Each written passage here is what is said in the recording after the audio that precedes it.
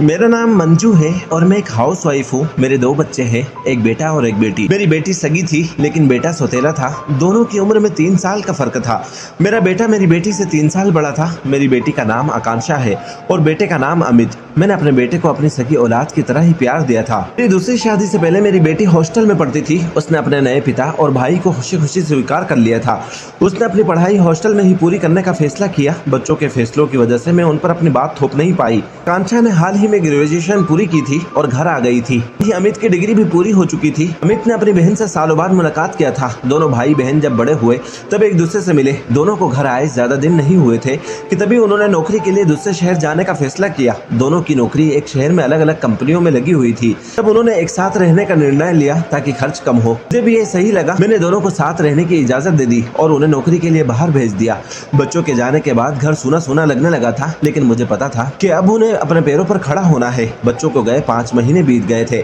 इन 5 महीनों में मैं एक बार भी बच्चों से मिलने नहीं जा सकी। मेरे पति को लकवा होने के कारण वो भी बिस्तर से लग गए थे और उनकी देखभाल करने वाला घर में कोई और नहीं था। देखते ही देखते 2 साल बीत गए। दिवाली का त्योहार नजदीक था, लेकिन बच्चों ने घर आने से मना कर दिया। मैंने फोन पर उनसे कहा कि मैं उन्हें देखने के लिए तड़प रही हूँ, लेकिन उन्होंने काम की व्यस्तता का हवाला दिया। आखिरकार मैंने खुद जाकर उनसे मिलने का फैसला किया। एक दिन मैंने अपने पति के दोस्त को उनकी देखभाल के लिए बुलाया और बच्चों के पास जाने के लिए निकल पड़ी। मैंने स्टेशन से वीडियो कॉल करके बच्चों को बताया कि मैं उनसे मिलने आ रही हूँ। मुझे वीडियो कॉल पर देखकर अमित हैरान रह गया। उसने कहा, माँ तुम्हें आने की जरूरत नहीं है, हम अगले 3 दिन में घर आ जाएंगे। 2 दिन बाद सुबह की पहली ट्रेन से दोनों बच्चे घर आ गए। उन्हें देखकर मैं भावुक हो गई। तब मुझे अमित में ज्यादा बदलाव नजर नहीं आया, लेकिन आकांक्षा के शरीर में मुझे काफी बदलाव दिख रहा था। पिछले 2 साल में उसका शरीर थोड़ा ज्यादा ही भर गया था। उस दिन मैं सारा दिन काम में व्यस्त थी। उस दिन मैं अमित की पसंद का खाना बनाया, रात में आकांक्षा की पसंद का। घर आने के बाद मैं देख रही थी कि दोनों भाई बहन एक दूसरे से दूर नहीं हो रहे थे। आकांक्षा जहाँ होती अमित भी वहीं आकर बैठ जाता था। उस रात जब मेरे पति सो गए तो मैं बच्चों के कमरे में गई और उनका कमरा पास पास में था। मैं उनसे बात करने गई थी। जैसे ही मैं उनके कमरे में पहुंची, देखा कि अमित आकांक्षा का हाथ पकड़कर बैठा हुआ था। मुझे देखते ही दोनों ऐसे चौंक गए जैसे कुछ गलत कर रहे हो। उस समय मैंने अनदेखा कर दिया, लेकिन अगली सुबह एक ऐसी बात हुई जिसने मुझे सोचने पर मजबूर कर दिया। मैं जब उनके कमरे में गई थी तो बिस्तर पर जो चादर बिछी थी वो सुबह सुबह बाहर सूखने के लिए डाली गई थी। आकांक्षा से पूछने उसके कमरे की ओर बढ़ने लगी और देखी तो दरवाजा बंद था। तभी पीछे से अमित ने आवाज लगाया, माँ नाश्ते में क्या बना है? लेकिन मैंने पूछा, तुम्हारे कमरे की चादर किसने डाली? अमित मेरा सवाल सुनकर घबरा गया। उसकी नजरें बार बार आकांक्षा की ओर जा रही थी। तब आकांक्षा आगे आकर बोली, माँ वो चादर मैंने ही धोई है, उसमें धूल की वजह से मुझे छींकें आ रही थी, इसलिए सुबह सुबह धो दिया। मैंने कहा, आकांक्षा चादर में धूल कैसे हो सकती है? जब तुम दोनों घर आने वाले थे तो मैंने पर्दे से लेकर चादर तक सब कुछ साफ किया था। आकांक्षा मेरे सवालों का जवाब देते वक्त हड़बड़ा गई थी। उसके चेहरे के हाव भाव बता रहे थे कि वो कुछ छिपा रही है। तब अमित ने कहा, माँ मुझे बहुत भूख लगी है और यहाँ तुम बेडशीट और ना जाने क्या क्या चर्चा कर रही हो।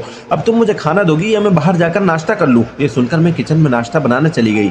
बाद में काम के कारण हुई बात मेरे दिमाग से निकल गई। मुझे अपने दोनों बच्चों के व्यवहार में बहुत बदलाव दिख रहा था। आकांक्षा जो पहले मुझसे बात करती थी अब ज्यादातर अपने कमरे में ही रहती थी। वो मेरे सामने ज्यादा देर रुकती भी नहीं थी। उस दिन शाम का खाना खाते समय अचानक आकांक्षा की तबीयत बिगड़ गई। खाना शुरू करते ही उसे उल्टी आने लगी और वो बाथरूम की ओर दौड़ी और अमित भी उसके पीछे चला गया। मुझे समझ नहीं आया कि आकांक्षा को अचानक क्या हुआ। मैं भी बाथरूम के पास गई। तब तक अमित उसे सहारा देकर बाहर ला रहा था। अमित का आकांक्षा को सहारा देने का तरीका मुझे अजीब लगा। उसका एक हाथ आकांक्षा के कंधे पर और दूसरा उसकी कमर पर था। ये देखकर मुझे अच्छा नहीं लगा, लेकिन मैंने कुछ नहीं कहा। फिर मैंने आकांक्षा को पानी दिया और पूछी, तुझे अचानक उल्टी क्यों होने लगी? और उसने कोई जवाब नहीं दिया और अपने कमरे में चली गई। उसके जाने के बाद मैंने और अमित ने साथ में खाना खाया। खाना खाकर वो भी अपने कमरे में चला गया। आकांक्षा का बिना खाए सो जाना मुझे परेशान कर रहा था और सोने से पहले मैं उसके लिए दूध लेकर गई। मैंने दरवाजा खटखटाया तो अमित ने दरवाजा खोला। फिर अंदर देखी तो आकांक्षा सोई हुई थी, लेकिन अमित जाग रहा था। आकांक्षा को गहरी नींद में देखकर मैंने उसे नहीं उठाया और कमरे से बाहर आ गई। बाहर निकलते समय मेरी साड़ी का पल्लू दरवाजे में फंस गया। मैं उसे निकालने की कोशिश कर रही थी, तभी आकांक्षा की आवाज सुनाई दी। वो अमित से कह रही थी, भाई मम्मी चली गई क्या? मतलब वो सोने का नाटक कर रही थी। वो सुनकर मैंने तुरंत दरवाजा खटखटाया। अमित ने दरवाजा खोला और पूछा, माँ आप क्या काम है? मैंने कहा, तुम दोनों के बीच क्या चल रहा है? आकांक्षा झूठ बोलकर सोने का नाटक क्यों कर रही थी? आकांक्षा झूठी नींद से उठी और बोली, माँ मुझे लगा तुम खाने को कुछ लेकर आई होगी, मुझे भूख नहीं थी इसलिए मैंने सोने का नाटक किया। मैंने अमित से कहा, आज रात तुम अपने पापा के साथ हमारे कमरे में सो जाओ, मैं आकांक्षा के साथ सोऊंगी। इस पर अमित ने कहा, माँ मैं ये कमरा छोड़कर नहीं जाऊंगा। आकांक्षा भी बोली, माँ मैं भी भाई के साथ रहूंगी। दोनों मेरी बात मानने को तैयार नहीं थे। मैंने कहा, ठीक है तुम दोनों एक ही कमरे में रह सकते हो, लेकिन आज से दरवाजा बंद नहीं करोगे। तब दोनों ने मेरी बात मान ली। उस रात मैं हॉल में ही सोई थी। रात को जब मेरी आंख खुली और मैंने करवट बदली तो मेरी नजर उन दोनों के कमरे की तरफ गई। रात के तब 2 बज रहे थे, लेकिन उनके उनके कमरे की लाइट जल रही थी। लाइट जलती देखकर मैं उनके कमरे की तरफ बढ़ी। जैसे ही मैं कमरे के बाहर कदम रखी, मैंने आकांक्षा की आवाज सुनी। वो अमित से कह रही थी, भाई जल्दी लाइट बंद कर, अगर माँ की नजर हमारे कमरे पर पड़ी तो हमारा राज खुल जाएगा। तब मैं दरवाजे से झांकी, तब अमित आकांक्षा के कंधे पर हाथ रखा हुआ था और उसे बेड तक ले जा रहा था। आकांक्षा के चलने का अंदाज भी कुछ अलग था। उन दोनों के बीच क्या चल रहा था ये समझना मेरे लिए मुश्किल था। उस रात में उन दोनों से कोई सवाल नहीं कर सकी। फिर अगले ही पल मेरे कानों में उन दोनों की बातचीत सुनाई दी। आकांक्षा के कहने पर अमित ने कमरे की लाइट बंद कर दी, लेकिन उनकी बातचीत जारी थी। अमित कह रहा था, शहर में फ्लैट पर किसी की निगरानी का डर नहीं था। वहाँ हम अपनी मर्जी से रह सकते थे, किसी को पता नहीं था कि हम भाई बहन हैं। लेकिन यहाँ तो माँ कभी भी कमरे में आ जाती है, कोई प्राइवेसी ही नहीं बची। इस पर आकांक्षा ने कहा, हाँ तुम सही कह रहे हो, अब हम ज्यादा दिन नहीं रह सकते। अगर हमारी बातें माँ की नजर में आ गई तो ये सब खत्म हो जाएगा। अब हमें जल्द से जल्द शहर वापस लौटना होगा।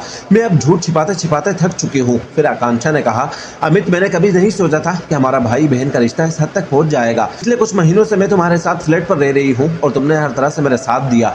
सच में तुम्हारे अलावा मुझे और कोई बेहतर नहीं मिल सकता। उनकी बातें सुनकर मेरे सर पर जैसे आसमान गिर गया। फिर मैंने दोबारा कमरे के अंदर झांक कर देखा तो वो दोनों एक दूसरे को गले लगाए हुए थे।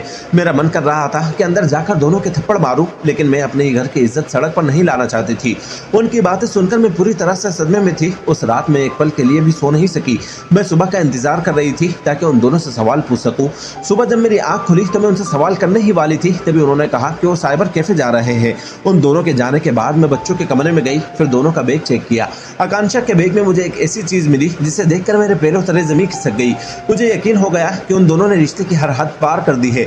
मैं उस चीज को हाथ में लेकर रोने लगी, वहीं बिस्तर पर सिर पकड़कर बैठ गई।